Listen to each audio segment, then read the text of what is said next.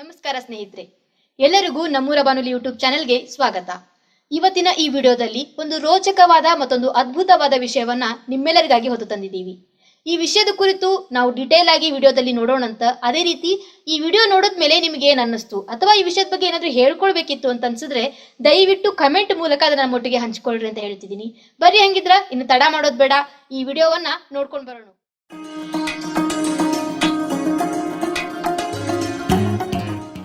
ಎಲ್ಲರಿಗೂ ನಮಸ್ಕಾರಗಳು. ನಾನು ಬೆಳಗಾವಿಯ ಡಾಕ್ಟರ್ ಶ್ರೀರಂಗ ಜೋಶಿ, ಜಗದ ಜಗುಲಿ ನಮ್ಮೂರ ಬಾನುಲಿ ಕೇಂದ್ರದ ಮಿತ್ರ, ಆತ್ಮಸಖ ಹಾಗೂ ನಾನು ನಿಮ್ಮೆಲ್ಲರ ಆತ್ಮೀಯ ಬಾಜುಮನಿ ಕಾಕ ಡಾಕ್ಟರ್ ಶ್ರೀರಂಗ ಜೋಶಿ. ಮಹಿಳಾ ಕಲ್ಯಾಣ ಸಂಸ್ಥೆಯ ನಮ್ಮೂರ ಬಾನುಲಿ 90.8 FM ಸಮುದಾಯ ರೇಡಿಯೋ ಕೇಂದ್ರ. ಇದು ನಮ್ಮೆಲ್ಲರ ನಿಮ್ಮೆಲ್ಲರ ಅಚ್ಚುಮೆಚ್ಚಿನ ಬಾನುಲಿ ಕೇಂದ್ರ. ಜಗದ ಜಗುಲಿ ನಮ್ಮೂರ ಬಾನುಲಿ, ಇದು ವಿಶ್ವವಾಣಿ. ಕೇಳುಗರೆ, ನಮ್ಮೂರ ಬಾನುಲಿಯ ಕೇಂದ್ರದಲ್ಲಿ ಇಂದು ಮಹಾ ಅರಮನೆಯಲ್ಲಿ ಸಂದರ್ಶನಕ್ಕಾಗಿ ಶ್ರೀ ಸಿದ್ದು ಇಟಿಗೆ ಅವರು ಬಂದು ಕೂತಾರ. ಪೂರ್ವಕವಾಗಿ ಇದು ಆಕಾಶವಾಣಿ, ಮನಸ್ಸಿನ ತರಂಗಗಳನ್ನು ಹದ ಮಾಡುವ ಕೇಂದ್ರ. ಭಾವನೆಗಳ ಸಂಭ್ರಮ, ಚಿಲಿಪಿಲಿಯ ಮಾತುಗಳ ಸಂಭ್ರಮ ಈ ಸಂದರ್ಶನದಲ್ಲಿ. ಕೇಳುಗರೆ, ನಮ್ಮ ನಾಡು ನುಡಿ ಕಲೆ, ಸಾಹಿತ್ಯ, ಸಂಗೀತ, ವೈದ್ಯಕೀಯ, ನ್ಯಾಯವಾದಿ, ಚಿತ್ರಕಲೆ, ಈಗ ಹಲವಾರು ಕ್ಷೇತ್ರಗಳಲ್ಲಿ ಸಾಧನೆ ಮಾಡಿದಂತಹ ಮಹನೀಯರನ್ನು, ಮಹಿಳೆಯರನ್ನು ಪರಿಚಯ ಮಾಡಿಕೊಡುವುದೇ ನಮ್ಮೂರ ಬಾನುಲಿ ಕೇಂದ್ರದ ಮುಖ್ಯ ಉದ್ದೇಶ. ಕೇಳುಗರೆ, ವಿಶೇಷವಾಗಿ ಇವರು ಕೂಡ ಪ್ರಜ್ಞಾವಂತ, ಧೀಮಂತ, ಸತ್ಯಧರ್ಮ ಸಾಮ್ರಾಜ್ಞೆ, ಅಚ್ಚ ಕನ್ನಡಿಗರು ಹೌದು. ಕೇಳುಗರೆ, ವಾಡಿಕೆಯಂತೆ ನಮ್ಮ ಮಹಿಳಾ ವಚನಗಾರ್ತಿ, ಮಹಿಳಾ ದಿನಾಚರಣೆ ಅಂಗವಾಗಿ ವಿಶೇಷವಾದಂತಹ ಒಂದು ಸುಂದರ ವಚನ. ಕದಳಿ ಎಂಬುದು ತನು, ಕದಳಿ ಎಂಬುದು ಮನ. ಕದಳಿ ಎಂಬುದು ತನು, ಕದಳಿ ಎಂಬುದು ಮನ, ಕದಳಿ ಎಂಬುದು ವಿಷಯಗಳು, ಕದಳಿ ಎಂಬುದು ಭವಘೋರಾರಣ್ಯ, ಕದಳಿ ಎಂಬುದು ಗೆದ್ದು ಬದುಕಿ ಬಂದು, ಕದಳಿಯ ಬನದಲ್ಲಿ ಭವಹರನ ಕಂಡೆನೋ, ಭವಗೆಟ್ಟ ಮಗಳೆಂದು ಕರುಣದಿಂದ ತೆಗೆದು ಬಿಗಿ ದಪ್ಪಿದಡೆ, ಚೆನ್ನಮಲ್ಲಿಕಾರ್ಜುನನ ಹೃದಯ ಕಮಲದಲ್ಲಿ ಅಡಗಿದೇನೋ. ಆ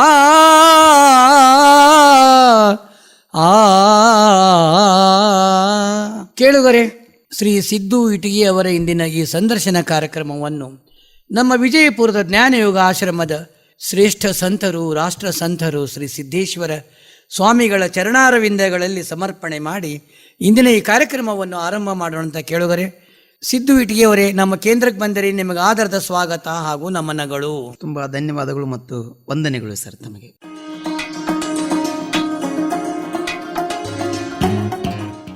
ಸಿದ್ದು ಇಟಿಗೆ ಅವರ ಮನುಷ್ಯನ ಜೀವನದೊಳಗೆ ಹುಟ್ಟು ಅನ್ನೋದು ಒಂದು ಸುಂದರ ಹಂದರ ಸಂಭ್ರಮ ಅಂತ ಹೇಳ್ತೀವಿ. ಆ ಹುಟ್ಟಿನೊಳಗೆ ತಂದೆ ತಾಯಿ, ಬಂಧು ಬಳಗ, ಅಕ್ಕ ತಂಗಿಯರು, ಅಣ್ಣ ತಮ್ಮಂದಿರು, ಗುರು ಹಿರಿಯರು, ಸಮಾಜದವರು, ಹೀಗೆ ಹಲವಾರು ರೀತಿಯಿಂದ ಒಂದೊಂದು ಸಂಸ್ಕಾರವನ್ನು ನೀವು ಪಡಿತೀರಿ.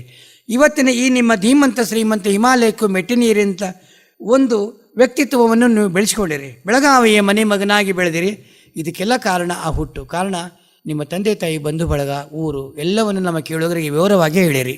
ಎಲ್ಲ ಸಮಸ್ತ ಈ ಬಾನುಲಿ ಕೇಂದ್ರದ ಎಲ್ಲ ಶ್ರೋತೃಗಳಿಗೆ ತುಂಬ ಧನ್ಯವಾದಗಳು ಮತ್ತು ವಂದನೆಗಳು. ಮೊದಲನೇದಾಗಿ ನಾನು ಸಿದ್ದು ಅಡಿವೆಪ್ಪ ಇಟಿಗೆ ಅಂತ ಹೇಳಿ, ನನ್ನ ಹುಟ್ಟೂರು ಬೆಳಗಾವಿ ಜಿಲ್ಲೆಯ ಬೈಲಹೊಂಗಲ ತಾಲೂಕಿನ ಗಿರಿಯಾಲ್ ಅಂತಕ್ಕಂತಹ ಒಂದು ಹಳ್ಳಿ. ನಾನು ಬೆಳೆದಿದ್ದು ಹಣ್ಣಿಕೇರಿ ಅಂತಕ್ಕಂಥ ನನ್ನ ತಾಯಿಯ ತವರೂರಲ್ಲಿ. ಅಲ್ಲಿರ್ತಕ್ಕಂತಹ ಎಲ್ಲ ಜನರ ಒಂದು ಪ್ರೀತಿ, ವಿಶ್ವಾಸ ಹಾಗೂ ಅಲ್ಲಿರ್ತಕ್ಕಂತಹ ಕಲೆಯ ಸೊಗಡು ನನ್ನನ್ನು ಒಬ್ಬ ಕಲಾವಿದನಾಗಿ ಮಾಡಲಿಕ್ಕೆ ಪ್ರೇರೇಪಿಸಿತು.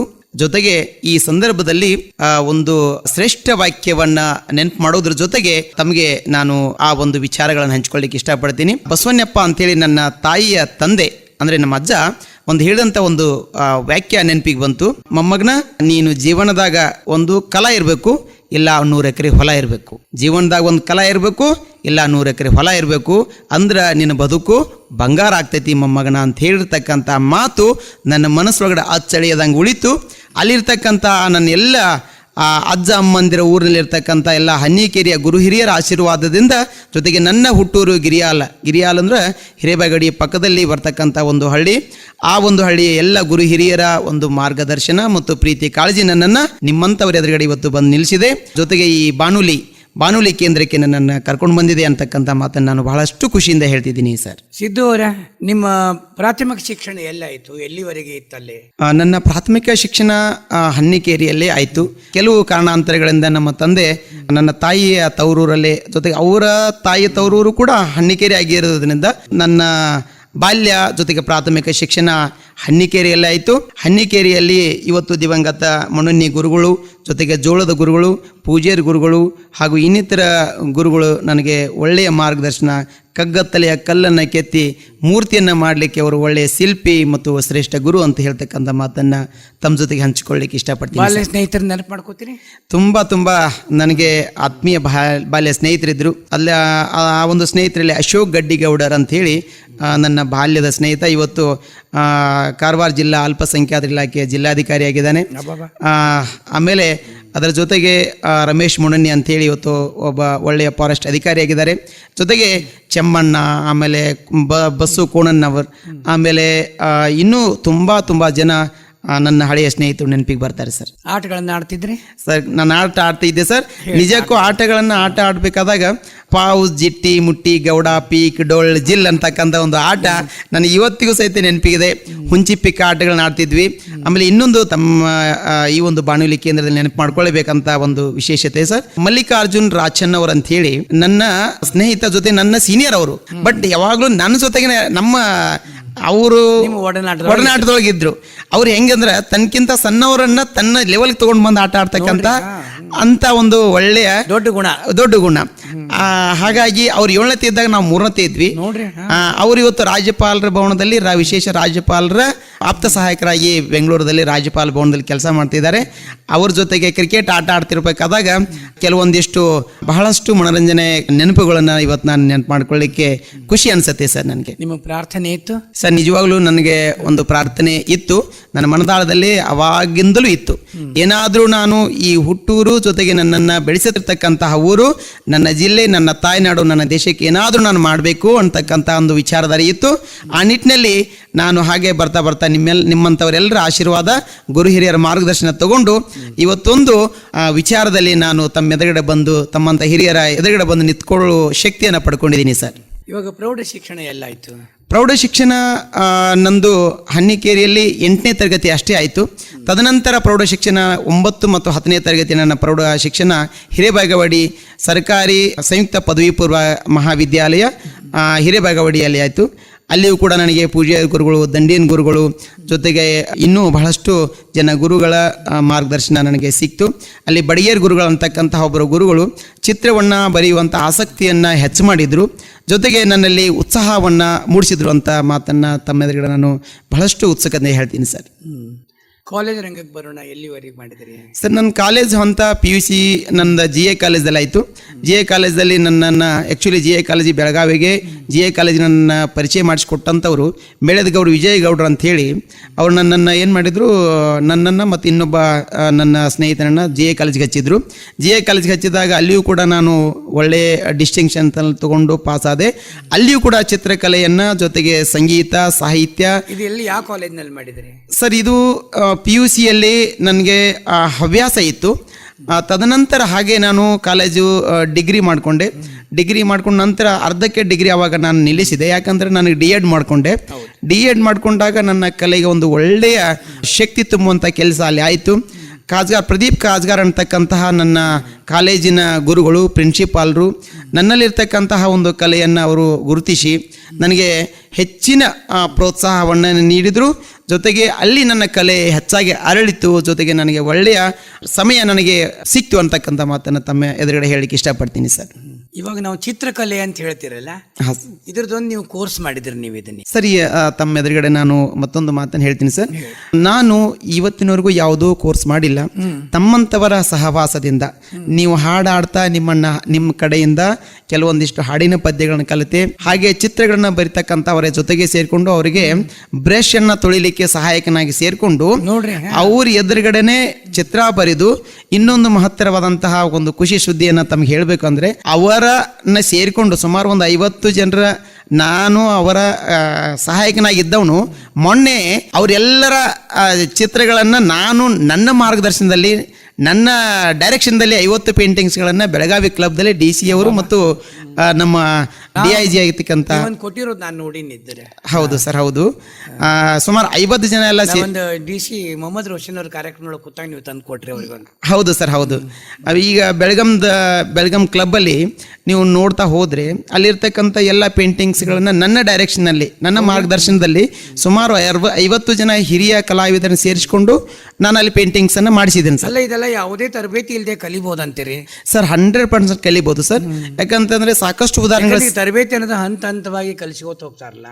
ಹೌದು ಸರ್, ಅದಕ್ಕೊಂದು ಸಿಸ್ಟಮ್ ಇರ್ತದೆ, ವ್ಯವಸ್ಥೆ ಇರ್ತದೆ. ಹೌದು ಸರ್. ಬಟ್ ನೀವು ಈ ರೀತಿ ಕಲ್ತೀನಿ ಅಂದ್ರೆ ನಮಗೆ ವಿಚಿತ್ರ ಅನಿಸ್ತದಲ್ಲ ಸರ್. ಏನು ಅಂತಂದ್ರೆ ಮನಸ್ಸೊಳಗಡೆ ಸಂಕಲ್ಪ ಬಂತು ಅಂದ್ರೆ, ಮನಸ್ಸೊಳಗಡೆ ನಾನು ಇದನ್ನ ಮಾಡಬೇಕು ಅಂತ ಗೊತ್ತಾಯ್ತು ಅಂತಂದ್ರೆ, ಈಗ ನಿಮಗೆ ಉದಾಹರಣೆಗಳು ಹೇಳ್ತಾ ಹೋದ್ರೆ ಸಾಕಷ್ಟು ಸಿಗ್ತಾವೆ ಸರ್. ರೈತನ ಮಗ ಇಂಜಿನಿಯರ್ ಆದಂಥವನು ಅಥವಾ ಇಂಜಿನಿಯರ್ ಮಗ ರೈತ ಆದಂಥವನು. ಹಾಗಾಗಿ ಆ ಒಂದು ತರಬೇತಿ ಮನಸ್ಸೊಳಗಡೆ ನಾವು ತರಬಹುದು. ಏಕಲವ್ಯನ ತಗೊಳ್ಬಹುದು. ನೀವು ಏಕಲವ್ಯನ ಜಸ್ಟ್ ಒಂದು ಮೂರ್ತಿ ಮಾಡಿಕೊಂಡು ಶ್ರೇಷ್ಠ ಬಿಲ್ವಿದ್ಯಾಧಾರಿಯಾದ ಮುಂದೆ ಬೇಕು ಅಂತ ಮಾಡ್ಕೊಂಡವ. ಎಸ್, ಹಾಗಾಗಿ ನಾನು ಕೂಡ ಕೆಲವೊಂದಿಷ್ಟು ಗುರುಗಳ ಮಾರ್ಗದರ್ಶನವನ್ನು ನಾನು ಪಡ್ಕೊಂಡು ಮನೆಯಲ್ಲೇ ಬಂದು ಪ್ರಾಕ್ಟೀಸ್ ಮಾಡ್ತಾ ಇದ್ದೆ, ಅವ್ರಿಗೋಗಿ ತೋರಿಸ್ತಾ ಇದ್ದೆ. ಆಮೇಲೆ ಬರ್ತಾ ಬರ್ತಾ ಬರ್ತಾ ಬರ್ತಾ ಆ ಒಂದು ನನ್ನ ಇಚ್ಛಾಶಕ್ತಿ ನನ್ನನ್ನು ಒಂದು ಒಳ್ಳೆಯ ಕಲಾಕಾರನಾಗಿ ನಿಲ್ಲಿಸುವಲ್ಲಿ ನನಗೆ ಸಹಾಯ ಆಯಿತು ಅಂತ ಹೇಳಿಕ್ಕೆ ಇಷ್ಟಪಡ್ತೀನಿ ಸರ್. ಇವಾಗ ನೀವು ಕೆಲಸ ಮಾಡ್ತೀರಲ್ಲ? ಹೌದು ಸರ್. ನೀವು ಸ್ಕೂಲಲ್ಲಿ ಯಾವ ಸ್ಕೂಲಲ್ಲಿ ಇದ್ದೀರಿ ಸರ್? ನಾನು ಈಗ ಸರ್ಕಾರಿ ಹಿರಿಯ ಪ್ರಾಥಮಿಕ ಕನ್ನಡ ಗಂಡು ಮಕ್ಕಳ ಶಾಲೆ ಅಕ್ಕತಂಗ್ಯಾರ ಅಂತಕ್ಕಂಥ ಒಂದು ಶಾಲೆಯಲ್ಲಿ ನಾನು ವಿಷಯ ಶಿಕ್ಷಕನಾಗಿ, ಅಂದ್ರೆ ನನಗೆ ಅಲ್ಲಿ ನಾನು ಅಪಾಯಿಂಟ್ಮೆಂಟ್ ಆಗಿರುವಂಥದ್ದು ಕನ್ನಡ ವಿಷಯದಲ್ಲಿ, ಕನ್ನಡ ಮೇಜರ್ ಸಬ್ಜೆಕ್ಟ್ ಅಲ್ಲಿ ನಾನು ಅಪಾಯಿಂಟ್ಮೆಂಟ್ ಆಗಿದ್ದೀನಿ. ಆದ್ರೆ ಈಗ ಕಲಿಸ್ತಕ್ಕಂಥ ವಿಷಯಗಳು ಗಣಿತ, ಇಂಗ್ಲಿಷ್ ಮತ್ತು ಸೋಷಿಯಲ್ ಸೈನ್ಸ್, ಈ 3 ವಿಷಯಗಳ ಅಭ್ಯಾಸವನ್ನ ಬೋಧನೆಯನ್ನ ನಾನು ಮಕ್ಕಳಿಗೆ ಮಾಡ್ತಾ ಇದ್ದೀನಿ ಸರ್. ಅಲ್ಲ, ಅದನ್ನ ನೀವು ಕಲಿತು ಹೇಳ್ತೀರೋ ಹೆಂಗ? ಮತ್ತೆ ಬೇರೆ ವಿಷಯ ಇಲ್ಲ ಸರ್, ನಾನು ಆ ವಿಷಯಗಳ ಬಗ್ಗೆ ನಾನು DEd ಮಾಡಿದ್ದೀನಿ, B.Ed ಮಾಡ್ಕೊಂಡಿದ್ದೀನಿ, MA ಮಾಡಿದ್ದೀನಿ. ಆ ಅಪಾಯಿಂಟ್ಮೆಂಟ್ ಆಗಿರುವಂಥದ್ದು ಕೂಡ ನನ್ನ ಕ್ವಾಲಿಫಿಕೇಶನ್ ನೋಡಿನೇ ನನಗೆ ಅಪಾಯಿಂಟ್ಮೆಂಟ್ ಆಗಿದ್ದೀನಿ.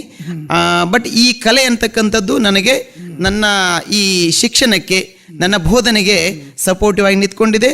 ನನ್ನ ಈ ಇಚ್ಛಾಶಕ್ತಿ ಜೊತೆಗೆ ನನ್ನ ಹವ್ಯಾಸ ನನಗೆ ಒಂದು ಒಳ್ಳೆಯ ಪ್ಲಾಟ್ಫಾರ್ಮನ್ನು ತಂದು ಕೊಟ್ಟಿದೆ ಅಂತಕ್ಕಂಥ ಮಾತನ್ನು ಹೇಳಿಕ್ಕೆ ಇಷ್ಟಪಡ್ತೀನಿ ಸರ್.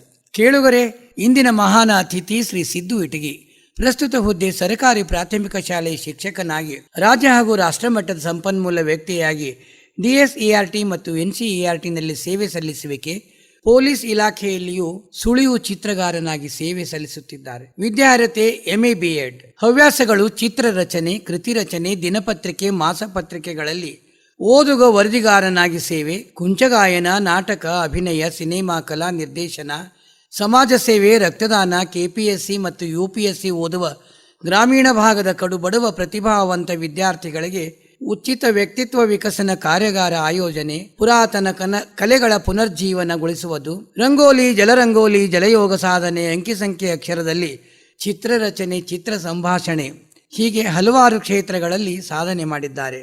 ಆಡು ಮುಟ್ಟದ ತಪ್ಪಲಿಲ್ಲ ನಮ್ಮ ಸಿದ್ದು ಇಟಗಿಯವರಿಗೆ ಅನ್ವಯಿಸುವುದು. ಇಟಗಿಯವರ, ಈಗ ನೀವು ಚಿತ್ರ ಬಗ್ಗೆ ನೀವು ಹೇಳ್ತಾ ಹೋದ್ರೆ, ನೀವು ಸ್ಕೂಲ್ ಒಳಗಿದ್ರೆ, ಹೌದು ಸರ್, ಸ್ಕೂಲ್ ಒಳಗೆ ನೀವು ಅದನ್ನ ಹೇಳ್ತೀರಿ, ನಿಮಗೆ ಅದು ವಿಷಯ ನಿಮಗೆ ಕೊಟ್ಟಿಲ್ಲ ಈಗಿದ್ರೆ. ಹೌದು ಸರ್, ನೀವು ಅದನ್ನ ಹೇಳ್ತೀರಿ ಹುಡುಗರಿಗಿದ್ರೆ? ಈಗಲೂ ಸಹಿತ ಸರ್ ನಾನು ಮಕ್ಕಳಿಗೆ, ಯಾಕಂದ್ರೆ ಒಂದು ಚಿತ್ರ 1000 ಪದಗಳಿಗೆ ಸಮ ಅಂತ ಹೇಳ್ತೇನೆ ಸರ್. ನಾನು 1000 ಪದಗಳನ್ನ ಅವರಿಗೆ ನಾನು ಹೇಳೋದಕ್ಕಿಂತ ಒಂದು ಚಿತ್ರವನ್ನ ಹೇಳಿದ್ರೆ ಅಲ್ಲಿ ಸಮಯವನ್ನು ನಾನು ಉಳಿಸಬಹುದು. ಮೌನ ಎಲ್ಲವನ್ನು ನಿರ್ಧರಿಸುವುದು, ಎಲ್ಲವನ್ನು ಹೇಳಿಕೊಡುವುದು. ಎಸ್, ಹೌದು ಸರ್. ತಮ್ಮ ಮಹಾತ್ನ ಒಂದು ಶೈಲಿಯಂತೆ ಮಕ್ಕಳಿಗೆ ಮತ್ತೆ ಇನ್ನೊಂದು ತಮಗೆ ಹೇಳಿಕೆ ನಾನು ಹೊರಟಿರುವುದೇನೆಂದ್ರೆ, ಚಿತ್ರ ಅನ್ನುವಂಥದ್ದು ಒಂದು ಜಗತ್ತಿನ ಭಾಷೆ. ನೋಡುಗರಿಗೆ ಮತ್ತೆ ಕೇಳುಗರಿಗೆ ಈ ಎಲ್ಲ ಚಿತ್ರದ ವಿಶೇಷತೆಗಳು ಮತ್ತು ಆ ಚಿತ್ರದ ದಾಟಿ ಎಲ್ರಿಗೂ ಇಷ್ಟ ಆಗತ್ತೆ. ಮತ್ತು ಇನ್ನೊಂದು ಮಕ್ಕಳು ಬಣ್ಣದ ಜೊತೆಗೆ ಬಹಳಷ್ಟು ಅವರು ಒಡನಾಟ ಇಟ್ಕೊಂಡಿರ್ತಾರೆ, ಅವರನ್ನು ಆಕರ್ಷಣೆ ಮಾಡ್ತವೆ.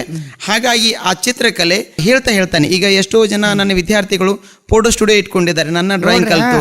ಆಮೇಲೆ ಎಷ್ಟೋ ಜನ ವಿದ್ಯಾರ್ಥಿ ಅನಿಮೇಷನ್ ಟೆಕ್ನಾಲಜಿಯಲ್ಲಿ ಇಂಜಿನಿಯರಿಂಗ್ ಮಾಡ್ತಾ ಇದ್ದಾರೆ. ನನ್ನ 20 ವರ್ಷದ ಅವಧಿಯಲ್ಲಿ ಸುಮಾರು ಒಂದು 20ಕ್ಕಿಂತಲೇ ಹೆಚ್ಚು ವಿದ್ಯಾರ್ಥಿಗಳು ಅನಿಮೇಷನ್ ಟೆಕ್ನಾಲಜಿಯಲ್ಲಿ ಇಂಜಿನಿಯರಿಂಗ್ ಮಾಡ್ತಾ ಇದ್ದಾರೆ. ಸುಮಾರು 3 ಜನ ವಿದ್ಯಾರ್ಥಿಗಳು ಬೇರೆ ಬೇರೆ ಸಿನಿಮಾ ರಂಗಗಳಲ್ಲಿ ಚಿತ್ರ ಬರಹಗಾರರಾಗಿ ಸೇವೆ ಸಲ್ಲಿಸ್ತಿದ್ದಾರೆ.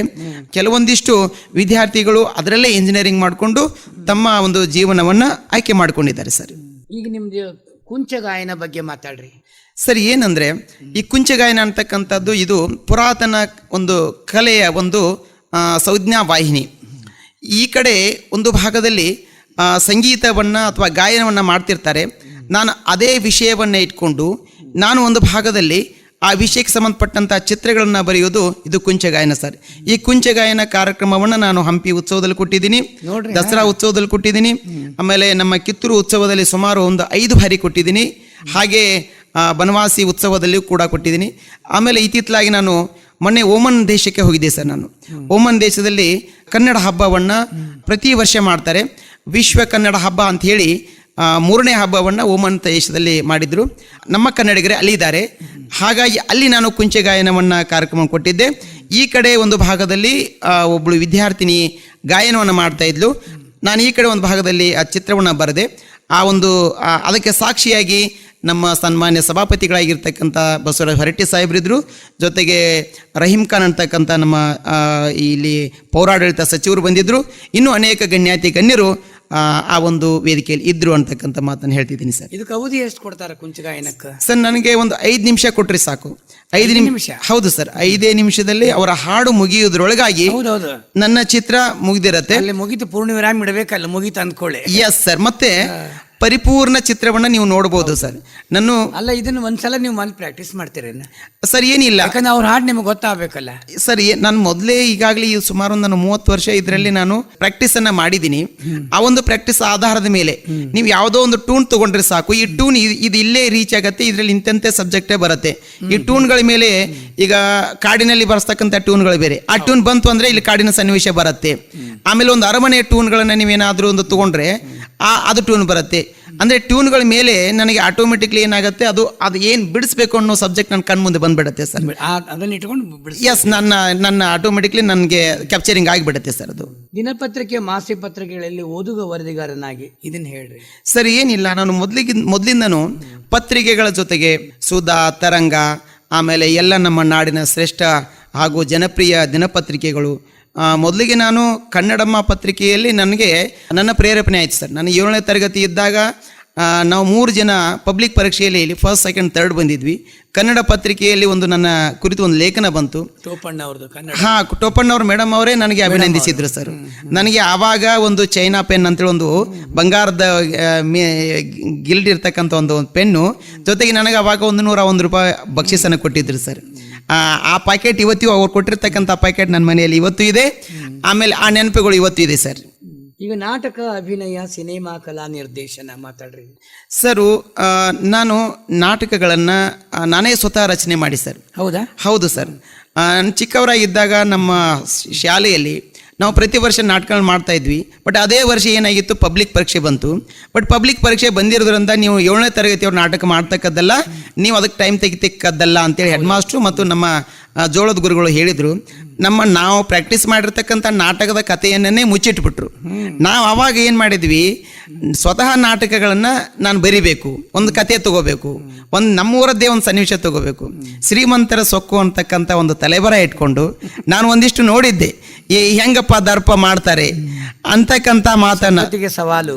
ಶ್ರೀಮಂತರ ಸೊಕ್ಕು ಜೊತೆಗೆ ದುಷ್ಟರಿಂದ ದೂರವಿರು ಅಂತಕ್ಕಂಥ ನಾಟಕಗಳನ್ನ ಬರದೆ, ಅದರ ಜೊತೆಗೆ ಒಂದಿಷ್ಟು ಕವಿತೆ ನನ್ನ ಪ್ರಕಟಣೆಯೂ ಮಾಡಿದೆ ಸರ್. ಅರಳುವ ಮುನ್ನ ಬಾಡಿದ ಹೂ ಅಂತಕ್ಕಂಥ ಒಂದು, ನಮ್ಮ ಚಿಕ್ಕಪ್ಪನ ಮಗ ತೀರಿ ಹೋದಾಗ ಅವನು ಅರಳಬೇಕಾದಂಥ ಹೂವು ಮಧ್ಯಾಹ್ನ ಬಾಡಿ ಹೋದ ಅಂತಕ್ಕಂಥ ಒಂದು ವಿಷಯವನ್ನು ಇಟ್ಕೊಂಡು ಅವನು ನನ್ನ ಜೊತೆಗೆ, ತಂದೆ ತಾಯಿ ಜೊತೆಗೆ ಆಟಪ, ಅವನು ಹೆಂಗಿದ್ದ, ಏನಿದ್ದು, ಅವನ ತೊದಲಾಟ, ಅವನ್ನೆಲ್ಲವನ್ನು ಸೇರಿಸಿಕೊಂಡು ಒಂದು ಕವನ ಸಂಕಲನವನ್ನು ತೊಗೊಂಡು ಬಂದೆ ಸರ್.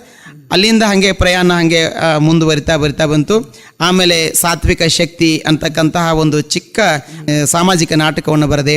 ಆಮೇಲೆ ಬರ್ತಾ ಬರ್ತಾ ಬರ್ತಾ ಹಾಗೆ ಚಿತ್ರಕಲೆಯ ಬಗ್ಗೆ ಹೆಚ್ಚಿನ ಒಲವು ನಾನು ತೋರಿಸ್ತಾ ಜಾಸ್ತಿ ಸಮಯವನ್ನು ನಾನು ಕಲೆಗೆ ಮೀಸಲಾಗಿದ್ದೆ. ಸಾಹಿತ್ಯಿಕ ಒಲವು ಯಾರಿಂದ ಬಂತು ಸರ್? ಸಾಹಿತ್ಯಿಕ ಒಲವು ನನ್ನ ಊರಲ್ಲಿ, ಅಂದರೆ ನಾನು ಹುಟ್ಟಿದಿರತಕ್ಕಂಥ ಊರು, ಅಲ್ಲಿ ಜೋಳದ ಗುರುಗಳು, ಮೊಣನಿ ಗುರುಗಳು, ತೋರಣಗಟ್ಟಿ ಗುರುಗಳು, ಅವರು ಒಂದಿಷ್ಟು ನಾಟಕಗಳನ್ನು ಬರಿತಾ ಇದ್ರು, ಕವಿತೆಗಳನ್ನು ಬರಿತಾ ಇದ್ರು. ಆ ಕವಿತೆಗಳನ್ನು ಬರೆದದ್ದನ್ನು ನಮಗೆ ಓದಿ ಹೇಳ್ತಾ ಇದ್ರು. ಮತ್ತು ಏನು ಈ ನಾವೇ ಮಾಡಬೇಕು ಅಂತಕ್ಕಂತಹದ್ದು ಬಂದಿರೋದೇ 7th ಅಲ್ಲಿ ನಮಗೆ ನಾಟಕಗಳನ್ನ ಮಾಡಬೇಡ್ರಂತೆ ನಾಟಕ ಕಥೆಯನ್ನು ಮುಚ್ಚಿಟ್ಟಾಗ ನಾವು ಒಂದು ನಾಟಕ ಅಂದರೆ ಅಲ್ಲಿ ಹಾಡು ಬರಬೇಕಾ, ಆಮೇಲೆ ಡೈಲಾಗ್ಸು ಬರ್ಬೇಕು, ಎಲ್ಲ ಬರಬೇಕಲ್ಲ. ಅವಾಗ ನಾವು ನಮ್ಮೊಳಗಿರ್ತಕ್ಕಂತಹ ಒಂದು ಸಾಹಿತ್ಯ ಶಕ್ತಿಯನ್ನು ಹೆಚ್ಚು ಮಾಡ್ಕೊಂಡ್ವಿ, ಆಮೇಲೆ ಬರಿತಕ್ಕಂಥ ನಾಟಕ ಒಂದು ಕಲಾಶಕ್ತಿಯನ್ನು ಹೆಚ್ಚು ಮಾಡ್ಕೊಂಡ್ವಿ ಅಂತ. ಮತ್ತು ಜೊತೆಗೆ ಆ ನಾಟಕವನ್ನು ನಾವೇ ಆಡಿ ತೋರಿಸಿದ್ವಿ, ನಾವೇ ಪ್ರದರ್ಶನ ಮಾಡಿ ತೋರಿಸಿದ್ವಿ ಸ್ನೇಹಿತರ ಜೊತೆಗೆ. ಆವಾಗ ನಮ್ಮ ನಾಟಕವನ್ನು ನೋಡಿ ಗೋಡಗೇರಿ ಬಸವರಾಜ್ ಅವರಿಗೆ ವಿಷಯ ಮುಟ್ಟಿ ಗೋಡಗೇರಿ ಬಸವರಾಜ್ ಅವರು ಸ್ವತಃ ನಮ್ಮನ್ನು ಮತ್ತೊಂದು ಸಾರಿ ನಾಟಕವನ್ನು ಆಡಿಸಿದ್ರು. ಅವ್ರ ಕಡೆಯಿಂದ 1,000 ರೂಪಾಯಿ ಬಕ್ಷಿಸನ್ನು ನಮ್ಮ ತಂಡಕ್ಕೆ ಬಂದಿತ್ತು ಸರ್. ಇವಾಗ ನಾಟಕ ನಿರ್ದೇಶನ ಮಾಡ್ತಿದ್ರಿ? ಹೌದು ಸರ್, ನಾಟಕ ನಿರ್ದೇಶನ. ಕಲಾವಿದರನ್ನ ಹೆಂಗೆ ಆಯ್ಕೆ ಮಾಡ್ಕೋತಿದ್ರಿ ಸರ್? ಅವರ ಭಾಷೆಯಲ್ಲಿ, ಅವರ ನ್ಯಾಚುರಲ್ ಆಗಿ ಅವರು ಮಾತಾಡ್ತಕ್ಕಂಥ ಶೈಲಿಯನ್ನು ನಾವು ನೋಡ್ತಾ ಇದ್ವಿ. ಎಸ್, ಇವನಲ್ಲಿ ನಟನೆ ಆಸಕ್ತಿ ಬೇಕಲ್ಲ. ಹೌದು ಸರ್, ಅವರು ಮಾತಾಡೋ ಶೈಲಿಯನ್ನು ನಾನು ಅಬ್ಸರ್ವ್ ಮಾಡಿ ಇವನಿಗೆ ಈ ಪಾರ್ಟ್, ಈ ನಾಟಕದ ಈ ಪಾತ್ರ ಇವನಿಗೆ ಸೂಟ್ ಆಗತ್ತೆ, ಇವನು ಈ ಥರ ಮಾಡಿದರೆ ಇದು ನಾಟಕಕ್ಕೆ ರಂಗ್ ಬರುತ್ತೆ ಅಂತಕ್ಕಂಥದ್ದನ್ನು ನಾನು ಸೂಕ್ಷ್ಮವಾಗಿ ಅಬ್ಸರ್ವ್ ಮಾಡ್ತಾ ಇದ್ದೆ. ಗಂಡು ಹುಡುಗರು ಬೇರೆ, ಹೆಣ್ಣು ಹುಡುಗರು ಬೇರೆ? ಇಲ್ಲ ಸರ್, ಗಂಡು ಹುಡುಗರಿಗೆ ಹೆಣ್ಣು ಪಾತ್ರ ಕೊಡ್ತಾ ಇದ್ದೆ. ಹೌದು ಸರ್, ಅವರ ಮಾತಿಗೆಲ್ಲ ಕಡಿಮೆ ಆಗಿದೆಲ್ಲ ಸ್ತ್ರೀ ಪಾತ್ರ ಮಾಡೋದು, ಮೊದಲು ಮಕ್ಕಳೇ ಮಾಡ್ತಾರಲ್ಲ. ಹೌದು ಸರ್, ಈಗ ಮಾಡ್ತಾರೆ.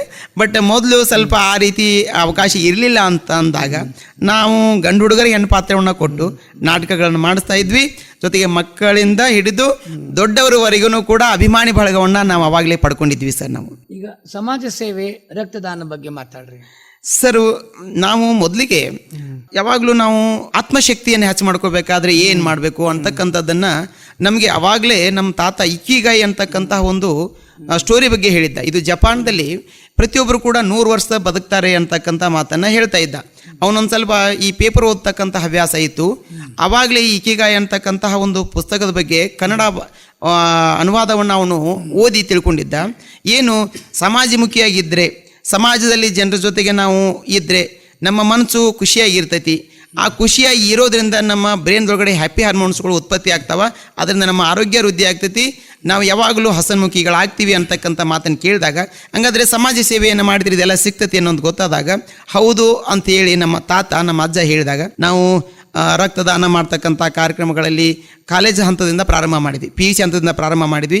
ಮೊದಲೇ JA ಕಾಲೇಜ್ದಲ್ಲೇ ಒಂದು ರಕ್ತದಾನ ಕ್ಯಾಂಪದಲ್ಲಿ ಭಾಗಿಯಾಗಿ ನಾನೇ ಮೊದಲು ರಕ್ತವನ್ನು ಕೊಟ್ಟೆ. ತದನಂತರ ನನ್ನ ಸ್ನೇಹಿತರೆಲ್ಲ ಕೊಟ್ಟರು. ಸುಮಾರು ಒಂದು 120, ಈ ಒಂದು 20 ವರ್ಷದ ಅವಧಿಯಲ್ಲಿ 120 ಬಾರಿ ರಕ್ತದಾನವನ್ನು ಕೊಟ್ಟಿದ್ದೀನಿ. ಆಮೇಲೆ ನನ್ನ ಸ್ನೇಹಿತರಿಗೂ ಕೂಡ ನಾನು ಹೇಳಿದ್ದೀನಿ, ಅದರಿಂದ ನಾವು ಆ್ಯಕ್ಟಿವ್ ಆಗ್ತೀವಿ, ನಮ್ಮಲ್ಲಿ ಕ್ರಿಯಾಶೀಲತೆ ಹೆಚ್ಚಾಗ್ತೈತಿ ಅಂತಕ್ಕಂತಹ ಮಾತನ್ನು ನಾನು ಹೇಳಲಿಕ್ಕೆ ಖುಷಿ ಅನಿಸುತ್ತೆ ಸರ್. ಸಿದ್ದು ಇಟ್ಗೆ ಅವರೇ, ನಮ್ಮ ಮಾತಿನ ಮುಂದಿನ ಪಯಣ ಅಕ್ಕಮಹಾದೇವರ ಮತ್ತೊಂದು ವಚನದೊಂದಿಗೆ ಆರಂಭ ಮಾಡೋಣ ಅಂತ. ಆಗಲಿ ಸರ್. ಗುರುಪಾದ ತೀರ್ಥವೇ ಮಂಗಳವೇ ಮಜ್ಜನ ವೆನಗೆ, ವಿಭೂತಿಯೇ ಒಳಗುಂದರಿಸಿನ ವೆನಗೆ, ಗುರುಪಾದ ತೀರ್ಥವೇ ಮಂಗಳವೇ ಮಜ್ಜನ ವೆನಗೆ, ದಿಗಂಬರವೇ ದಿವ್ಯಾಂಬರ ವೆನಗೆ, ಶಿವಪಾದ ರೇಣುವೆ ಅನುಲೇಪ ವೆನಗೆ, ಗುರುಪಾದ ತೀರ್ಥವೇ ಮಂಗಳವೇ ಮಜ್ಜನ ವೆನಗೆ, ರುದ್ರಾಕ್ಷಿಯೇ ಮೈದೋಡಿಗೆ ಎನಗೆ, ಶರಣರ ಪಾದಂಗಳೇ ತೊಂಡಿಲ ಬಾಸಿಂಗ ವೆನಗೆ, ಗುರುಪಾದ ತೀರ್ಥವೇ ಮಂಗಳವೇ ಮಜ್ಜನ ವೆನಗೆ,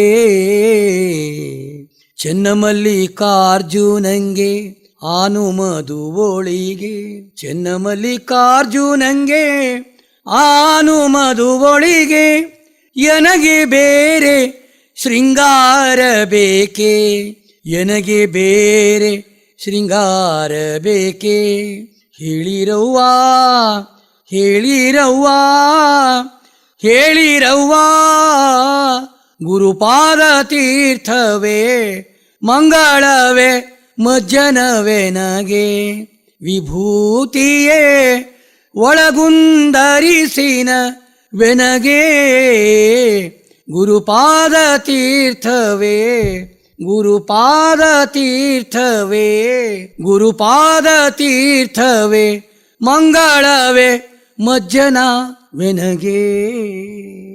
ಸಿದ್ದು ಅವರ KPSC ಮತ್ತು UPSC ಓದುವ ಗ್ರಾಮೀಣ ಭಾಗದ ಕಡುಬಡವ ಪ್ರತಿಭಾವಂತ ವಿದ್ಯಾರ್ಥಿಗಳಿಗೆ ಉಚಿತ ವ್ಯಕ್ತಿತ್ವ ವಿಕಸನ ಕಾರ್ಯಾಗಾರ ಆಯೋಜನೆ ಮಾಡಿದಿರಿ. ಇದ್ರ ಬಗ್ಗೆ ಮಾತಾಡ್ರಿ. ನಾನು ಕೂಡ ಒಬ್ಬ KAS ಆಫೀಸರ್ ಆಗಬೇಕು, IAS ಆಫೀಸರ್ ಆಗಬೇಕು ಅಂತಕ್ಕಂಥ ಮಹದಾಸೆ ಬಹಳಷ್ಟಿತ್ತು.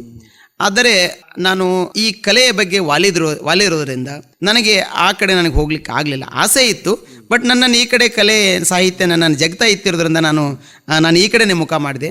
ಬಟ್ ನಾನು ಆಗದೇ ಇದ್ರೂ ಪರವಾಗಿಲ್ಲ, ಆದರೆ ನನ್ನ ಜೊತೆಗೆ ಬರ್ತಕ್ಕಂಥ ಅಲ್ಲ ಆಗೋದು ಮಹತ್ವವಿಲ್ಲ, ವಿಚಾರ ಇಟ್ಕೊಂಡಿರಲ್ಲ. ಎಸ್, ಹೌದು ಸರ್, ಅದು ದೊಡ್ಡ ಮಾತು. ಹೌದು ಸರ್, ದೊಡ್ಡ ವಿಷಯ ಇಟ್ಕೊಂಡಿರಿ. ಹೌದು ಸರ್, ಹೌದು. ಆಮೇಲೆ ನನ್ನ ವಿದ್ಯಾರ್ಥಿ ಬಳಗಕ್ಕೆ ನಾನು ಯಾಕೆ ಮಾಡಬಾರ್ದು, ಕಿಂಗ್ ಆಗದಿದ್ರೂ ಪರವಾಗಿಲ್ಲ, ಕಿಂಗ್ ಮೇಕರ್ ಆಗಬೇಕು ಅಂತಕ್ಕಂಥ ಮಾತನ್ನು ನಾನು ನೆನಪಲ್ಲಿ ಇಟ್ಕೊಂಡು ನನ್ನ ಕೈಯಲ್ಲಿ ಸುಮಾರು ಒಂದು 4 ಜನ ಈಗಾಗಲೇ PSI ವೃತ್ತಿಯನ್ನು ಈಗಾಗಲೇ ಸ್ಟಾರ್ಟ್ ಮಾಡಿದ್ದಾರೆ. ಮೊನ್ನೆ ಇತ್ತಿತ್ತಕ್ಕೆ ತಾವು ಕೇಳಿರ್ಬೋದು, ಕೆಳಗಾವದಲ್ಲಿ ಒಬ್ಬ ನಾಗಗೋಳ ಅಂತಕ್ಕಂಥ ಒಬ್ಬ ಹುಡುಗ 20 ನೌಕರಿ ಅವನಿಗೆ ಬಂದಿದ್ದು. ಅವನು ನನ್ನ ಸ್ಟೂಡೆಂಟ್. ಅವನು ಆ ಭಾಗದಲ್ಲಿ ಸುಮಾರು ಒಂದು 8 ವರ್ಷ ಕೆಲಸ ಮಾಡಿದೆ. ಅಲ್ಲಿ ಸುಮಾರು ಒಂದು 7-8 ಜನ ಹುಡುಗರು ಬೇರೆ ಬೇರೆ ನೌಕರಿಗೆ ಹೋದರು, ಆಮೇಲೆ ಆರ್ಮಿಗೆ ಹೋದರು. ಆಮೇಲೆ ನಾನು KAS ಮತ್ತು IAS ವಿದ್ಯಾರ್ಥಿಗಳಿಗೆ ಯಾಕೆ ನಾನು ಫೋಕಸ್ ಮಾಡೋಕ್ಕೆ ಹೊರಟಿದೆ ಅಂತಂದರೆ, ನಮ್ಮ ಉತ್ತರ ಕರ್ನಾಟಕ ಭಾಗದಲ್ಲಿ KAS ಮತ್ತು IAS ಮಾಡ್ತಕ್ಕಂಥ ವಿದ್ಯಾರ್ಥಿಗಳ ಸಂಖ್ಯೆ ಕಡಿಮೆ ಇರೋದ್ರಿಂದ, ಆಮೇಲೆ ನನ್ನಲ್ಲಿ ಒಂದು ಭಗವಂತ ಒಂದು ಶಕ್ತಿಯನ್ನು ಕೊಟ್ಟಿದ್ದಾನೆ. ಏನಂತಂದರೆ, ನೀವು ಏನೇ ಗೀಚನ್ನು ಹಾಕಿರಿ ಅದರಲ್ಲಿ ನಾನು ಚಿತ್ರ ಬರಿತೀನಿ. ನೀನು ಯಾವುದೇ ಒಂದು ಸಂದರ್ಭವನ್ನು ಹೇಳ್ರಿ ಅದಕ್ಕೆ ಸಂಬಂಧಪಟ್ಟಂಥ ಚಿತ್ರವನ್ನು ಬರಿತೀನಿ. ಆಮೇಲೆ ಸುಮಾರು ಒಂದು 10,000 ಇಸ್ವಿಗಳು ನನ್ನ ಮೈಂಡಲ್ಲಿವೆ. ಆ ಇಸ್ವಿಗಳನ್ನು ನಾನು ಬರೆದ್ರೆ ಅದರಲ್ಲಿ ನಾನು ಆ ಇಸ್ವಿಗೆ ಸಂಬಂಧಪಟ್ಟಂತಹ ಚಿತ್ರಗಳನ್ನು ಬರಿತೀನಿ. ಈಗ ಒಂದು ಉದಾಹರಣೆಗೆ ನಿಮಗೆ ಹೇಳಬೇಕಂತಂದರೆ 23/10/1778 ಅಂತಕ್ಕಂಥ ಒಂದು ನಂಬರ್ ಇದು. ಈ ನಂಬರನ್ನು ನಿಮಗೆ ಪರ್ಮನೆಂಟ್ಲಿ ಮೈಂಡಲ್ಲಿ ಹೆಂಗೆ ಸೇವ್ ಮಾಡಬೇಕು ಅನ್ನೋದು ನನಗೆ ಗೊತ್ತು ಸರ್. ಯಾಕಂದರೆ ಒಂದು ಚಿತ್ರ 1,000 ಪದಗಳಿಗೆ ಸಮ ಅಷ್ಟೇ ಅಂತ ಅಲ್ಲದೆ 1,000 ದಿನಗಳವರೆಗೂ ಕೂಡ 1,000 ವರ್ಷಗಳವರೆಗೂ ಕೂಡ ಮೈಂಡಲ್ಲಿ ಮತ್ತು ಅದು ಇತಿಹಾಸದಲ್ಲಿ ಉಳಿತಕ್ಕಂಥ ಅಕ್ಷರ ಆಗಬಲ್ದು ಅಂತಕ್ಕಂಥದ್ದು ಚಿತ್ರ ಮೂಲಕ ನಂಗೆ ಗೊತ್ತಿದೆ. ಸಾಕ್ಷಿ ಅವಲ್ಲ ಇದಾವೆ ಸರ್, ಕರ್ನಾಟಕದೊಳಗವಲ್ಲ. ಹೌದು ಸರ್, ಹೌದು. ಹಂಪಿ ನೋಡ್ರಿ, ಬಾದಾಮಿ ಚಾಲುಕ್ಯರ್ ನೋಡ್ರಿ, ಹೌದು ಸರ್, ಬೇಕಾದ ಕಡೆ ಹೋಗ್ರಿ ನಮ್ಗೆ ಸಿಗ್ತಾವೆ ಇದ್ರಿ. ಎಸ್ ಸರ್, ಇವತ್ತಿಗೂ ಅವು ಮಾತಾಡ್ತಾವ, ಅವತ್ತಿನ ಘಟನೆಗಳನ್ನು ಇಂದು ಮಾತಾಡ್ತಾವ. Yes sir, yes sir. ಆ 23/10/1778 ಅಂತಕ್ಕಂಥ ಚಿತ್ರವನ್ನು ನಾನು ಬರೆದು ಅದರಲ್ಲೇ ರಾಣಿ ಚೆನ್ನಮ್ಮಾಜಿಯ ಯುದ್ಧವನ್ನು ಗೆದ್ದು ಬಂದಂತಹ ಒಂದು ಸನ್ನಿವೇಶದ ಚಿತ್ರವನ್ನು ಬರೆದಾಗ ಆ ನೋಡುವಂತಹ ವಿದ್ಯಾರ್ಥಿಗಾಗಲಿ ಅಥವಾ ಸ್ಪರ್ಧಾತ್ಮಕ ವಿದ್ಯಾರ್ಥಿಗಾಗಲಿ 23/10/1778 ರಾಣಿ ಚೆನ್ನಮ್ಮಾಜಿಯ ಹುಟ್ಟುದಿನ, 23/10 ಅಂತಕ್ಕಂಥದ್ದು ನಮ್ಮ ಕಿತ್ತೂರಿಗೆ ವಿಜಯ ಬಂದ ದಿನ, ತ್ಯಾಕರಣ್ಣ ಅವತ್ತು ಮರ್ಡರ್ ಆದಂಥದ್ದು ದಿನ ಅಂತಕ್ಕಂಥ ಆ ದಿನ ನೆನಪುಳಿಯುತ್ತೆ ಚಿತ್ರ ಬರೋದು ತೋರಿಸಿದಾಗ. ಆ ಗೆರೆಗಳನ್ನು ನಾನು ಅಳಕಿಸೋದಿಲ್ಲ, ಆ ಗೆರೆಗಳನ್ನು ಬೆಳೆಸ್ತಾ ಹೋಗ್ತೀನಿ. ಆ ಮೂಲ ಗೆರೆಗಳನ್ನು ಇಟ್ಕೊಂಡು ಅಂಕಿ ಸಂಖ್ಯೆಗಳನ್ನು ಇಟ್ಕೊಂಡು ಅದರಲ್ಲಿ ಆ ಚಿತ್ರವನ್ನು ಬರೆದಾಗ ಆ ಚಿತ್ರದಲ್ಲಿ ಆ ಅಂಕಿಗಳಿರುತ್ತೆ, ಬಟ್ ಆ ಚಿತ್ರ ಪೂರ್ಣಗೊಂಡಾಗ ಅಂಕಿಗಳು ಕಾಣಿಸೋದಿಲ್ಲ. ಅದರಿಂದನೇ ಪ್ರಾರಂಭ ಆಗತ್ತೆ. ಇದರಿಂದ ಇಸ್ವಿಗಳು ನೆನಪಿಡಿಸ್ಕೊಳ್ಳಿಕ್ಕೆ ಈಸಿ ಆಗುತ್ತೆ. ಹೀಗಾಗಿ ನಾನು ಇನ್ಸೈಟ್ IASಗೂ ಕೂಡ ನಾನು ಕ್ಲಾಸ್ ಹೇಳಲಿಕ್ಕೆ ಹೋಗ್ತೀನಿ. ಆಮೇಲೆ ದೆಹಲಿಯ ವಾಜಿರಾಮ್ಗೂ ಕೂಡ ಕ್ಲಾಸ್ ಹೇಳಲಿಕ್ಕೆ ಹೋಗ್ತೀನಿ. ಆಮೇಲೆ ಧಾರವಾಡದಲ್ಲಿ ಇರ್ತಕ್ಕಂಥ UPSC ಆಗಲಿ ಇನ್ನಿತರ ಬೇರೆ ಬೇರೆ ಸ್ಪರ್ಧಾತ್ಮಕ ಕೇಂದ್ರಗಳಿಗೆ ನಾನು ಈ ಅಂಕಿ ಸಂಖ್ಯೆಗಳಲ್ಲಿ ಚಿತ್ರಗಳನ್ನು ಬರೆಯೋದ್ರ ಮೂಲಕ ವಿದ್ಯಾರ್ಥಿಗಳಲ್ಲಿ ಅಂಕಿ ಸಂಖ್ಯಾ ಜ್ಞಾನವನ್ನು ಸಾವಿರಾರು ದಿನಗಳವರೆಗೆ ನೆನಪಿಡ್ತಕ್ಕಂಥ ಚಿತ್ರದ ಮೂಲಕ ಒಂದು ಹೇಳ್ತಕ್ಕಂಥ ಕಾನ್ಸೆಪ್ಟನ್ನು ಹೇಳಲಿಕ್ಕೆ ನಾನು ಹೋಗ್ತಾ ಇರ್ತೀನಿ. ಈ ಮಟ್ಟದಲ್ಲಿ ವಿದ್ಯಾರ್ಥಿಗಳಿಗೆ ನನ್ನಿಂದ ಸಹಾಯ ಆಗ್ತಾ ಇದೆ. ಅವರಿಗೆ ಸ್ಮರಣ ಶಕ್ತಿಯನ್ನು ಹೆಚ್ಚು ಮಾಡಿಕೊಳ್ಳಿಕ್ಕೆ ನನ್ನ ಕಲೆ ಅವರಿಗೆ ಸಹಾಯಕ್ಕೆ ಬರ್ತಿದೆ ಅಂತಕ್ಕಂಥ ಮಾತನ್ನು ತಮ್ಮ ಎದುರುಗಡೆ ಹೇಳಿಕೆ ಖುಷಿ ಅನ್ಸುತ್ತೆ ಸರ್. ಪುರಾತನ ಕಲೆಗಳ ಪುನರುಜ್ಜೀವನಗೊಳಿಸುವುದು ರಂಗೋಲಿ, ಜಲರಂಗೋಲಿ, ಜಲಯೋಗ ಸಾಧನೆ, ಇದ್ರ ಬಗ್ಗೆ ಮಾತಾಡ್ರಿ ಸರ್. ನಮ್ಮ ಪುರಾತನ ಕಲೆಗಳು ಅದ್ರ ಹಿಂದಿರ್ತಕ್ಕಂಥ ವಿಜ್ಞಾನ ಬಹಳಷ್ಟು ದೊಡ್ಡದಾಗಿದೆ ಸರ್. ಬಹಳ ನಮ್ಮ ಹಿರಿಯರು ಏನೇ ಮಾಡಿದರೂ ಕೂಡ ಅದಕ್ಕೆ ಆಧಾರ ಇಲ್ಲಾರ್ದೆ ಏನೂ ಮಾಡಿಲ್ಲ. ಈಗ ನಮ್ಮ ಕೈಗೆ ಸಂಪ್ರದಾಯವಾಗಿ ರಂಗೋಲಿಯನ್ನು ಹಾಕುವುದನ್ನು ಕೊಟ್ಟಿದ್ದಾರೆ ಸರ್. ಬಟ್ ಬಹಳಷ್ಟು ಜನರಿಗೆ ರಂಗೋಲಿಯನ್ನು ಯಾಕೆ ಹಾಕ್ತಾರೆ ಅಂತ ಕೇಳಿದರೆ, ಎಲ್ಲ ಹೆಣ್ಮಕ್ಳು ಹೇಳುವ ಉತ್ತರ, ಎಲ್ಲ ಅಲ್ಲ, ಬಹಳಷ್ಟು ಜನ ಹೆಣ್ಮಕ್ಳು ಹೇಳ್ತಕ್ಕಂಥ ಉತ್ತರ, ಅದೊಂದು ಚಂದಕ್ಕೆ ಹಾಕ್ತಾರೆ ಅಂತ ಹೇಳ್ತಾರೆ. ಬಟ್ ಅದರ ಹಿಂದೆ ವಿಜ್ಞಾನ ಇದೆ ಸರ್. ಏನಂತಂದರೆ, ಅದರ ಹಿಂದೆ ರಂಗೋಲಿ ಅಂತಕ್ಕಂತಹ ಒಂದು ಕಲ್ಲನ್ನು, ಮರಳನ್ನು ನಾವು ಏನಾದರೂ ತಿಕ್ಕಿದ್ದೇ ಆದರೆ ನಮ್ಮ ತೋರ್ಬೆರಳು ನಮ್ಮ ಹೆಬ್ಬೆರಳು ಮತ್ತು ನಮ್ಮ ತೋರ್ಬೆರಳು, ಈ ಎರಡೂ ಬೆರಳುಗಳಿಂದ ನಾವೇನಾದರೂ ತಿಕ್ಕಿದ್ರೆ ಅಕ್ಯುಪೆಕ್ಚರ್ ಆಗ್ತದೆ ಸರ್. ಆ ಅಕ್ಯುಪೆಕ್ಚರ್ ಆಗೋದ್ರಿಂದ ಹೆಣ್ಮಕ್ಕಳಿಗೆ ಮಾಸಿಕ ಸಮಸ್ಯೆಗಳು ದೂರ ಆಗ್ತವೆ ಸರ್, ಸೈಂಟಿಫಿಕ್ಲಿ. ಮತ್ತು ಅದನ್ನು ರಂಗೋಲಿ ಹಾಕಬೇಕಾದಾಗ ನಾವು ಬೆರಳುಗಳನ್ನು, ನಮ್ಮ ಕಾಲು ಬೆರಳುಗಳನ್ನು ನಾವು ಮಡಿಚಿ ಕೂಡಿರೋದ್ರಿಂದ ಅಲ್ಲಿ ನಮ್ಮ ಹಾರ್ಟ್ ಆಗಲಿ, ಕಿಡ್ನಿ ಆಗಲಿ, ನಮ್ಮ ಬ್ರೈನ್ ಆಗಲಿ ಆಟೋಮೆಟಿಕ್ಲಿ ನರ್ವ್ ವ್ಯವಸ್ಥೆ ಆಟೋಮೆಟಿಕ್ಲಿ ಸಡಿಲ್ಗೊಳ್ತಾವ. ಬ್ರೈನ್ಗೆ ಆಟೋಮೆಟಿಕ್ಲಿ ಆಕ್ಟಿವೇಟ್ ಆಗ್ತಕ್ಕಂತಹ ಒಂದು ಸೈಕಾಲಜಿಕಲಿ ಇಫೆಕ್ಟ್, ಒಂದು ಸರಳ ಆಸನ ಇದೆ ಸರ್. ಆಮೇಲೆ ಅದರ ಜೊತೆಗೆ ಅದರಲ್ಲಿರ್ತಕ್ಕಂಥ ವರ್ಣ ವಿಜ್ಞಾನದಲ್ಲಿ ತಾವು ಋಗ್ವೇದ, ಸಾಮವೇದ, ಅಥರ್ವಣ ವೇದಗಳಲ್ಲಿ ನೀವು ಕೇಳಿರಬಹುದು, ವರ್ಣ ವಿಜ್ಞಾನದ ಒಂದು ಅಭಿಲೇಖ, ಒಂದು ವಿಷಯ ಪ್ರಸ್ತಾಪ ಇದೆ ಸರ್. ಬಣ್ಣಗಳ ಅವಲೋಕನದಿಂದ ನಮ್ಮ ಶರೀರದಲ್ಲಿ ಕೆಲವೊಂದಿಷ್ಟು ಏರುಪೇರುಗಳಾಗ್ತಾವೆ. ಈಗ ಯಾವುದಾದ್ರೂ ಒಂದು ಪ್ರಾಣಿಯ ಮುಂದೆ ನೀವು ಕೆಂಪು ಕಲರ್ದ ಬಟ್ಟೆಯನ್ನು ಹಿಡಿರಿ, ಆ ಪ್ರಾಣಿ ನಿಮ್ಮ ಅಗ್ರೆಸಿವ್ ಆಗ್ತದೆ ಸರ್, ಸಿಟ್ಟಿಗೆ ಬಂದು ನಿಮ್ಮನ್ನು ಹಾಯ್ಲಿಕ್ಕೆ ಬರ್ತೈತಿ. ಕಾರಣ ಏನು ಅಂತಂದರೆ, ಕೆಂಪು ಬಣ್ಣವನ್ನು ಅಬ್ಸರ್ವ್ ಮಾಡೋದ್ರಿಂದ, ಕೆಂಪು ಬಣ್ಣವನ್ನು ನೋಡೋದ್ರಿಂದ ನಮ್ಮಲ್ಲಿ ಕ್ರೋಧ ಭಾವನೆ ಹುಟ್ಟತ್ತೆ.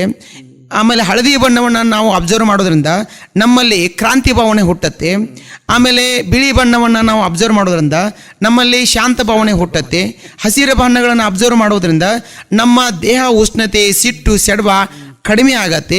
ನೀಲಿ ಬಣ್ಣವನ್ನು ಅಬ್ಸರ್ವ್ ಮಾಡೋದ್ರಿಂದ ವಿಶಾಲ ಮನೋಭಾವನೆ ಹುಟ್ಟತ್ತೆ. ಗುಲಾಬಿ ಬಣ್ಣವನ್ನು ಅಬ್ಸರ್ವ್ ಮಾಡೋದ್ರಿಂದ ಹೃದಯ ವೈಶಾಲ್ಯತೆ ಹುಟ್ಟತ್ತೆ. ಈ ರೀತಿಯಾಗಿರ್ತಕ್ಕಂಥ, ಇದು ನಾನು ಹೇಳೋದಲ್ಲ, ಇದಕ್ಕೆ ಪುರಾತನ ಹಿನ್ನೆಲೆಗಳಿವೆ ಸರ್. ನೀವು ಹಂಪಿಯಲ್ಲಿ ಇದರ ಬಗ್ಗೆ ಪ್ರಸ್ತಾಪ ಇದೆ ಸರ್. ಹಂಪಿಯಲ್ಲಿ ವಿಠ್ಠಲ ದೇವಸ್ಥಾನದಲ್ಲಿ ನೀವು ನೋಡುತ್ತಾ ಹೋದರೆ ಅಲ್ಲಿ ಬಣ್ಣಗಳ ಪರಿಚಯ ಇದೆ ಸರ್. ಯಾವ್ಯಾವ ಬಣ್ಣಗಳನ್ನು ನಾವು ನೋಡಿದರೆ ಏನೇನಾಗತ್ತೆ ಅಂತಕ್ಕಂತಹ ಸಂಜ್ಞೆಗಳನ್ನು ಕೊಟ್ಟಿದ್ದಾರೆ. ಸೂರ್ಯನ ಚಿತ್ರ ಕೊಟ್ಟಿದ್ದಾರೆ. ಸೂರ್ಯ ಯೆಲ್ಲೋ ಕಲರ್ ಮತ್ತು ಆರೆಂಜ್ ಕಲರ್ದಲ್ಲಿ ನೋಡ್ತಾನೆ, ಆ ಬಣ್ಣವನ್ನು ನೋಡೋದ್ರಿಂದ ಏನಾಗುತ್ತೆ. ಆಮೇಲೆ ಗಿಡಗಳ ಚಿತ್ರ ಕೊಟ್ಟಿದ್ದಾರೆ ಸರ್. ಅಂದರೆ ಬಣ್ಣ ಕಲರಲ್ಲಿ ಕೊಟ್ಟಿಲ್ಲ, ಬಟ್ ಹಸಿರು ಗಿಡ ಮರಗಳನ್ನು ಕೊಟ್ಟಾರೆ, ಅದನ್ನು ನೋಡಿದ್ರೆ ಏನಾಗತ್ತೆ.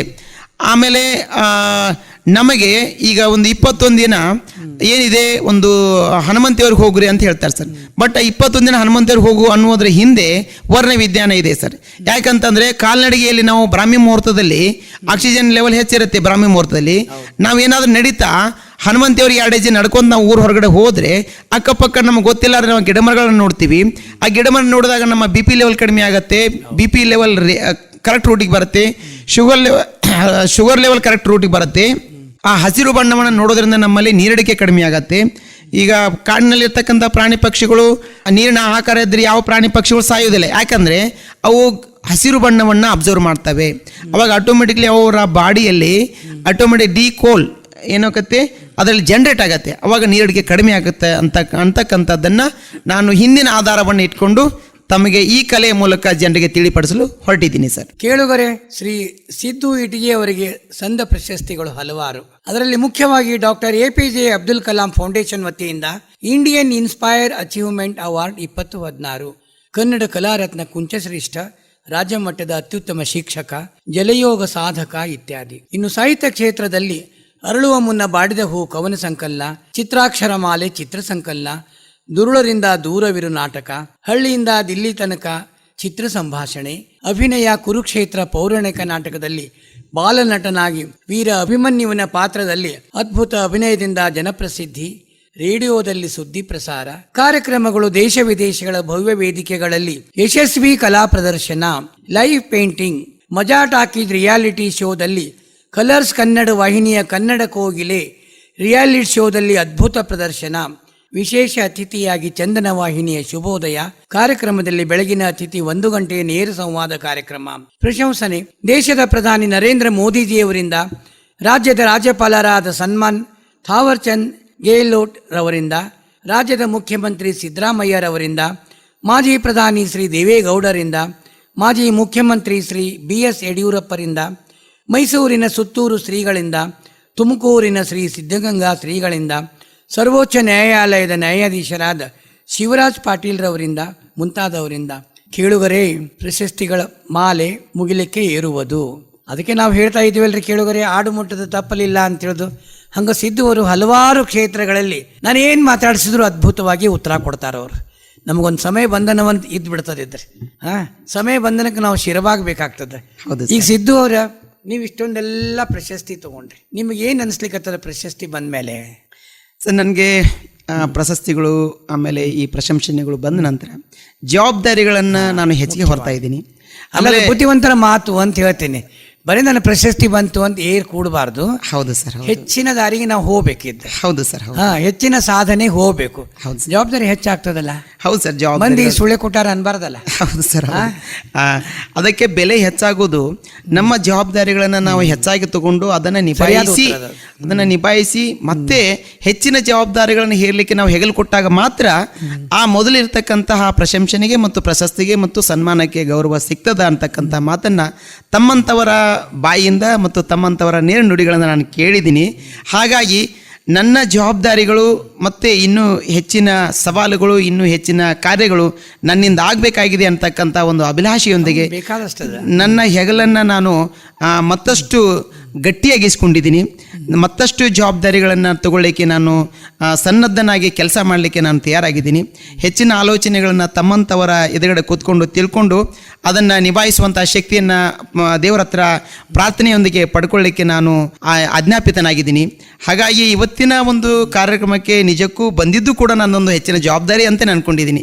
ಯಾಕಂದರೆ ಈ ಬಾನುಲಿ ಕೇಂದ್ರ ಸಾಕಷ್ಟು ಜನರಿಗೆ ಆಕಾಶದ ಹತ್ತಿರಕ್ಕೆ ಅವರನ್ನು ಕರ್ಕೊಂಡು ಹೋಗಿ ನಿಂದಿಸಿದೆ. ನನ್ನಂತಹ ಒಬ್ಬ ಶಿಕ್ಷಕನನ್ನ, ಒಬ್ಬ ಸಣ್ಣ ಕಲಾವಿದನನ್ನು ಕೂಡ ಇಂಥ ಒಂದು ದೊಡ್ಡ ವೇದಿಕೆಯಲ್ಲಿ ಕರ್ಕೊಂಡು ಬಂದು ನಿಲ್ಲಿಸಿದಿರಿ. ಇದೊಂದು ದೊಡ್ಡ ಜವಾಬ್ದಾರಿ ನನ್ನ ಹೆಗಲಿಗೆ ಏರಿದೆ. ಆ ನಿಟ್ಟಿನೊಳಗಡೆ ನನ್ನ ಜವಾಬ್ದಾರಿತನ ಇನ್ನಷ್ಟು ನಾನು ಹೆಚ್ಚು ಮಾಡ್ಕೊಳ್ಳಿಕ್ಕೆ ನನಗೆ ಅವಕಾಶ ಸಿಕ್ಕಿದೆ ಅಂತ ನಾನು ಅಂದ್ಕೊಳ್ತೀನಿ ಸರ್. ನಾನು ಸಿದ್ದು ಅವರ ಇನ್ನು ನಮ್ಮೂರ ಬಾನುಲಿ ಕೇಂದ್ರಕ್ಕೆ ಬಂದಿರಿ, ನಿಮ್ಗೆ ಏನು ಅನಿಸ್ಲಿಕ್ಕತ್ತದ? ಬಹಳ ಖುಷಿ ಅನಿಸ್ಲಿಕ್ಕತ್ತಿದೆ.